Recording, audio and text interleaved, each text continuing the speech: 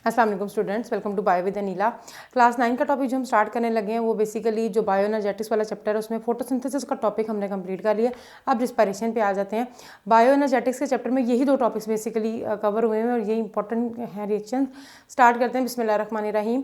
Topic का name है respiration. Respiration देखने में बड़ा आसान सा लगता है, सांस का अंदर जाना और बाहर आना, वो ब्रीथिंग है। वो आप लोग 10th में जाके पढ़ोगे कि रिस्पायरेशन का एक पार्ट ज़रूर है मगर वो रिस्पायरेशन नहीं है। ठीक है, जो रिस्पायरेशन है बेसिकली वो हमारे पास क्या हो रहा है कि आप जो ऑक्सीजन इनटेक करते हो, बॉडी के अंदर लेके जाते हो सांस के ज़रिए, वो ऑक्सीजन आपके लंग्स में जाने के बाद आपके खून का हिस्सा बनती है।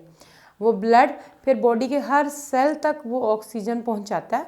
प्लस जो आप खाना खा रहे हो, मिसाल के तौर पे आपने रोटी खाई है, चावल खाए हैं, कार्बोहाइड्रेट्स हैं वो। Carbs are basically made up of glucose molecule.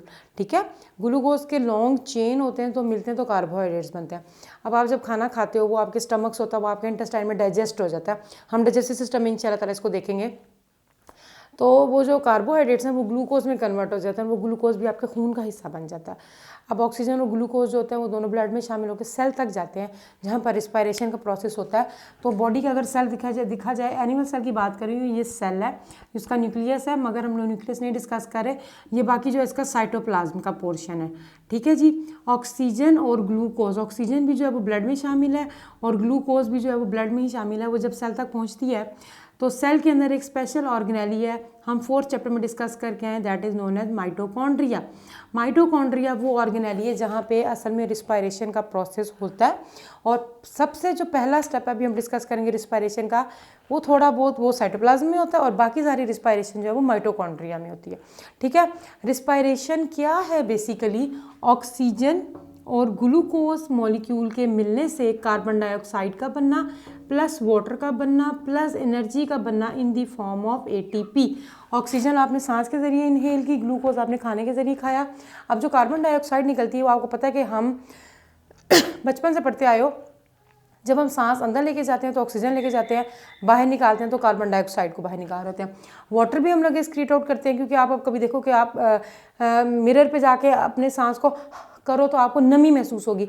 इसका मतलब है कि हमारे सांस के जरिए वाटर वेपर्स वापस आ रहे हैं। और ATP is a form of energy, adenosine triphosphate. Respiration का पूरा प्रोसेस इसलिए करना होता है क्योंकि एटीपी जनरेट होनी होती है। एटीपी वो बेसिकली बेटा एनर्जी है, एनर्जी करेंसी है जो कि हमारी बॉडी को फिर ताकत देगी, एनर्जी देगी और हम अपने बॉडी के डिफरेंट काम्स करेंगे। ये एटीपी वाले टॉपिक में आप लोगों ने पढ़ा हुआ है कि चाहे आप लोगों ने हमारी बॉडी में मसल्स ने मूव करना होगा, मेरा ये हाथ मूव कर रहा है, मसल्स कभी ना मूव करते अगर एटीपी ना होता।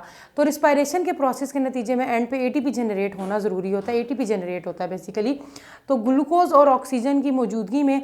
अब ग्लूकोज क्या है, इसका फॉर्मूला क्या है? C6H12O6। तो बेसिकली बेटा जी जो सी और हाइड्रोजन, कार्बन और हाइड्रोजन बॉन्ड ब्रेक होता है ऑक्सीजन की प्रेजेंस में, आपकी बुक में ऐसा ही मेंशन है कि CH बॉन्ड जो होता है वो ब्रेक डाउन होती है उसकी, और उसके नतीजे में जो होता है वो एनर्जी रिलीज होती है in the presence of oxygen. यही फिनोमेना जब आप फ्यूल वगैरह बर्न करते हो, आग वगैरह जलाते हो, तब भी होता है। लकड़ी में से भी जो होता है वो गैस रिलीज होती है, मगर वो हम अभी डिस्कस नहीं कर रहे। हमारी बॉडी में जो फ्यूल है वो ग्लूकोज है। ग्लूकोज जो होता है वो क्या करता है, ऑक्सीजन की प्रेजेंस में उसकी ब्रेक डाउन होती है। कार्बन और हाइड्रोजन बॉन्ड्स के अंदर, कार्बन और हाइड्रोजन के अंदर जितने बॉन्ड के अंदर एनर्जी है और वो कार्बन डाइऑक्साइड बनता है, वाटर प्लस एटीपी जनरेट होता है। ठीक है, ओके। उसके बाद मोस्ट इंपॉर्टेंट टॉपिक आ जाता है जी रिस्पायरेशन की टाइप्स। हमारे पास रिस्पायरेशन की दो टाइप्स हैं, एक है जी एरोबिक रिस्पायरेशन और एक है एनएरोबिक रिस्पायरेशन। एरोबिक रिस्पायरेशन जिसमें कि ऑक्सीजन मस्ट है, और एनएरोबिक मीन जिसमें इन द एब्सेंस ऑफ। ऐसी रिस्पायरेशन जो कि ऑक्सीजन की मौजूदगी में होती है उसको एरोबिक रिस्पायरेशन कहते हैं, और ऐसी रिस्पायरेशन जो कि ऑक्सीजन की एब्सेंस में होती है उसको एनएरोबिक कहा जाता है। मगर दोनों का पहला step that is known as glycolysis, glycolysis. It is made up of two words, glyco mean glucose and lysis mean break down. Break down of glucose जो है वो ऑक्सीजन की एब्सेंस में होती है।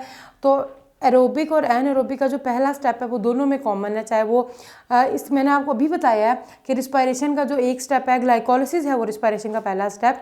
वैसे हम लोग आगे पढ़ेंगे कि रिस्पायरेशन 4 स्टेप्स में होती है। ग्लाइकोलिसिस है एक, तो 3 स्टेप्स कह लीजिए। ग्लाइकोलिसिस है क्रेब्स साइकिल और इलेक्ट्रॉन ट्रांसपोर्ट चेन। जैसे फोटोसिंथेसिस हम लोग देख कर आए हैं कि वो इतनी आसान सी इक्वेशन है मगर उसके लाइट और डार्क रिएक्शन है।